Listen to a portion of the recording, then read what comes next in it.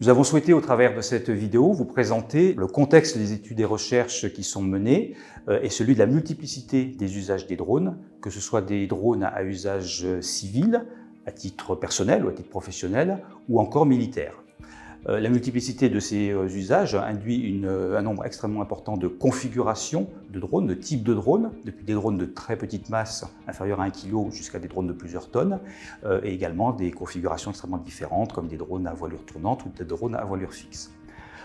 À côté, bien entendu, les acteurs qui opèrent les drones ou qui construisent les drones sont extrêmement variés, depuis des petites PME ou ETI jusqu'à des grands industriels, avec une culture de safety, notamment, donc liée à la sécurité, extrêmement variable et qu'il est extrêmement important de bien appréhender. À propos de sécurité, il est important d'avoir en tête que le cadre réglementaire dans le domaine des drones est extrêmement spécifique et très fort différent de celui de l'aviation civile. Ce cadre réglementaire, publié d'ailleurs partiellement par l'EASA, est toujours en évolution. L'EASA, autorité de certification européenne, a défini 3 catégories de drones suivant le niveau de risque associé à leurs opérations. Une catégorie dite open, pour les petits drones opérés en général à des distances proches de l'opérateur, pour lesquels les niveaux de risque sont très faibles. Une catégorie intermédiaire dite spécifique, avec des niveaux de risque modérés pour lesquels il est nécessaire d'enregistrer le drone auprès des autorités nationales ou européennes. Et enfin, une catégorie où les niveaux de risque sont beaucoup plus élevés pour des opérations de drones beaucoup plus lourds, qui s'appelle la catégorie Certified, et où il sera nécessaire d'obtenir une certification du drone et de son opérateur. Dans ce contexte général, les instituts Carnot concentrent leurs recherches sur 1. Les drones plus sûrs, 2. Les drones plus performants, 3. La lutte anti-drone et 4. La recherche technologique vers des capteurs avancés. Pour assurer leurs différentes missions, les drones vont embarquer des charges utiles pour lesquelles il existe des enjeux importants à la fois sur les capteurs, sur le traitement des données, la fusion des données issues des différents capteurs et sur le calcul frugal. En particulier pour les drones miniaturisés, on va avoir besoin de capteurs qui soient issus de technologies MEMS, typiquement, pour lesquels on a fait des réductions à la fois des dimensions, des masses, de la consommation, qui permettent également ultérieurement d'augmenter l'autonomie des drones pour réaliser leur mission. À titre d'illustration, vous voyez ici un mini-drone qui fait une vingtaine de grammes, sur lequel on a intégré à la fois des lidars, une unité de navigation inertielle, des baromètres et des caméras, et grâce auxquels on est capable de faire une navigation entièrement autonome dans un environnement tout en garantissant un périmètre de sécurité autour du drone. À titre d'illustration, vous voyez ici ce drone évoluant dans un tunnel tout en respectant en permanence des distances de sécurité. Dans le domaine des drones plus sûrs, les compétences mises en œuvre vont de l'avionique jusqu'aux interfaces homme-système.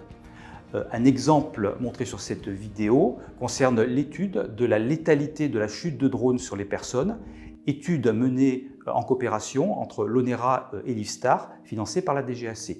Dans le cadre de cette étude, nous avons mis en place une manip qui consiste à catapulter des petits drones de moins de 1 kg sur un mannequin pour étudier l'impact et les dommages du drone sur la personne.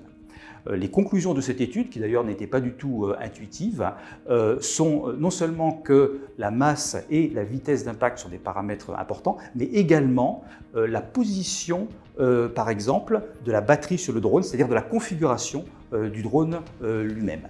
Et ces résultats ont permis de faire évoluer la réglementation européenne sur le sujet.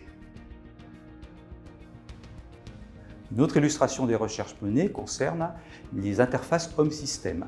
Donc, à titre d'exemple, vous avez là une étude menée dans le contexte européen dont l'objectif était d'équiper un drone d'un lidar 3D pour mener et définir et transmettre des cartographies 3D du terrain.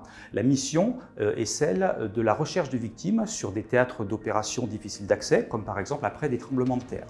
Donc la combinaison de ce lidar 3D qui effectue la reconstitution du terrain et d'une caméra infrarouge pour la localisation des victimes permet de transmettre des informations pertinentes à l'opérateur du drone qui est déporté afin d'assurer cette mission de recherche. L'ONERA est particulièrement actif sur la thématique de la lutte anti-drone, c'est-à-dire la lutte contre des drones non coopératifs et potentiellement malveillants. Cette lutte comprend 3 étapes. Une première étape de détection du drone, une deuxième étape d'identification pour savoir si le drone constitue une menace, et une troisième étape de neutralisation éventuelle de cette menace. À titre d'exemple, l'ONERA a mis en œuvre récemment une technologie de détection de drones au moyen de radars passifs. Il s'agit, dans ce contexte-là, d'utiliser les ondes électromagnétiques présentes dans l'environnement et qui sont réfléchies par le drone pour détecter sa position. Une fois qu'on a détecté sa position au moyen de cette technologie, il faut bien entendu aller plus loin pour avoir les caractéristiques du drone afin de pouvoir les identifier. En conclusion, le spectre d'intervention et de compétences des établissements Carnot dans le domaine des drones est extrêmement large. Il s'étend de l'étude des performances aérodynamiques jusqu'au développement de technologies et à la réglementation, en passant par l'énergétique et la propulsion, les systèmes de capteurs, la navigation autonome, la cybersécurité et l'insertion dans le trafic aérien.